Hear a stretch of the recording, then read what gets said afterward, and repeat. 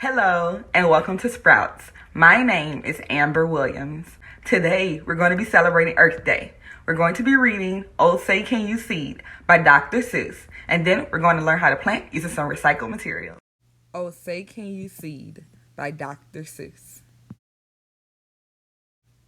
I'm the cat in the hat, and I think that you need to come take a look at this thing called a seed. From the giant gum tree to this very small weed, every flowering plant started out as a seed. Plants are so useful to me and to you. Can you think of the ways? I will name a few. The paper for books, the cloth for your pants, came from trees and from cotton. That's two kind of plants. The grains and the fruits, the veggies you eat, why they come from plants too. And here's something neat.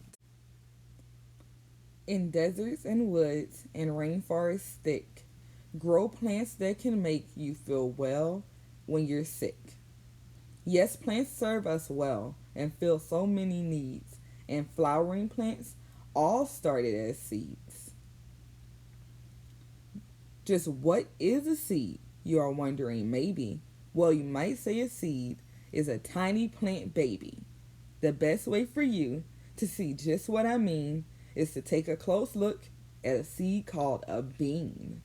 Like all seeds, a bean comes in three basic parts.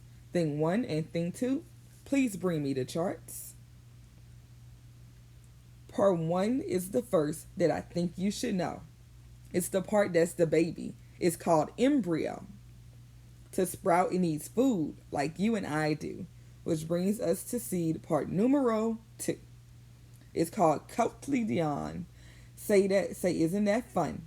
This bean seed has 2, but some others have 1. Last comes the third part that you need to know. It's the coat, which protects the cute bean embryo. To sprout a bean seed, keep it moist, but not wet. Keep it covered with dirt, and then see what you get. In 7 days or so comes the part that I love. A root spreads below, and a stem shoots above. Now, in order to show a grown bean plant to you, we've traveled in time for some months, maybe 2.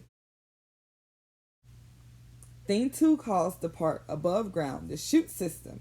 Thing 1 calls the part underground the root system. To get a good look at the roots underground, it is better to make it like a mole, I have found.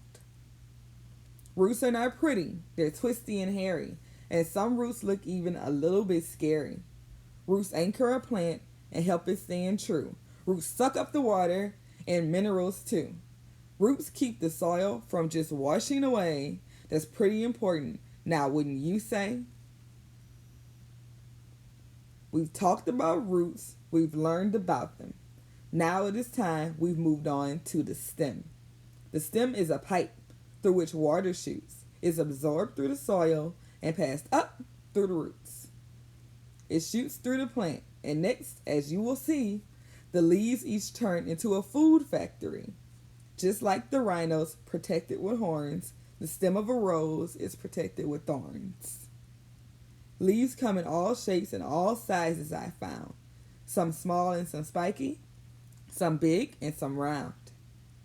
But the thing that all leaves have in common is this. They make their own food by photosynthesis.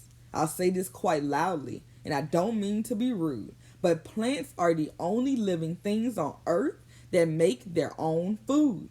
To do this, plants need water, minerals, and sun. And that's why the daytimes is when food making is done. For your information, and also for fun, hop in my shrink upper and let's see how it's done. The leaf takes in CO2 through a stoma or pore. It works like a mouth, and that's what it's for.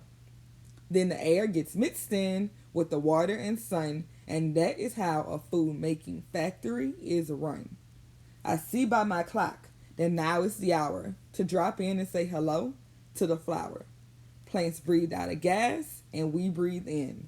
The name of that gas is oxygen. Thing 2 has a chart he will share with you that shows what the parts of a flower all do. In the pistil or the ovules, there are unfertilized seeds. The stamen holds pollen, which an ovule needs. An unfertilized ovule will not ever grow, and pollen's the stuff that will fix that. A flower's own pollen or another's is okay. And that's where bees play a role, by the way. To make honey, bees need to get nectar from flowers. They fly and they gather this sweet stuff for hours. The pollen sticks onto their bodies and legs. It falls off and sometimes it reaches the egg. An ovule that's fertilized becomes a seed. Around it grows fruit upon which we feed. When we say the word fruit, do you know what that means? It means olives, nuts, grains, plantains, tangerines, and apples and oranges, and pineapples too. All kinds of plant foods that are healthy for you. Some fruits are juicy and messy to munch on. Dry ones like nuts are nice just to crunch on. Not all plants with seeds give us edible fruit. Some plants have seeds that look weird or look cute. But seeds are hitchhikers that ride on your clothes, and dandelion seeds sometimes fly up your nose. Some seeds come in pods that explode like a sneeze. Other seeds may have wings and can fly on the breeze. But whether they stick or they blow or they fly, seeds bring us life. And now you know why. I see the sun setting and here comes the moon. Your mother is calling. Your dinner is soon. I hope you have learned from my little seed talk. And now I will climb up this giant beanstalk. That was a fun story. Now it's time to learn how to plant some seeds ourselves using egg carton planters. You'll need a couple of materials to start. 1, an egg carton. 2, some soil. 3, some seeds. And 4, some water. Once you've compiled all your materials, take a little bit of soil and place it inside the egg carton. Make sure that you create a little pit for the seeds to go in.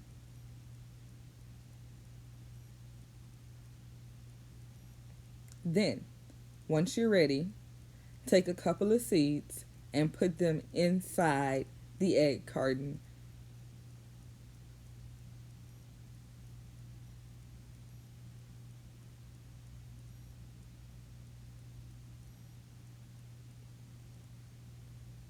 Make sure you dig the seeds deep in the soil.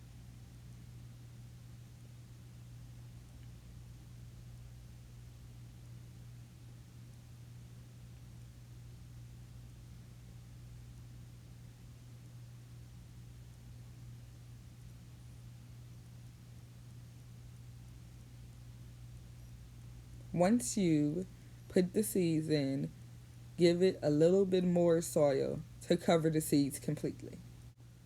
After that, add just a touch of water to each. Now that you've fully planted your seeds, just give them space, sun, and water and watch them grow. Thank you for joining us for an Earth Day themed Sprouts. I hope you have a great day, and I'll see you next time.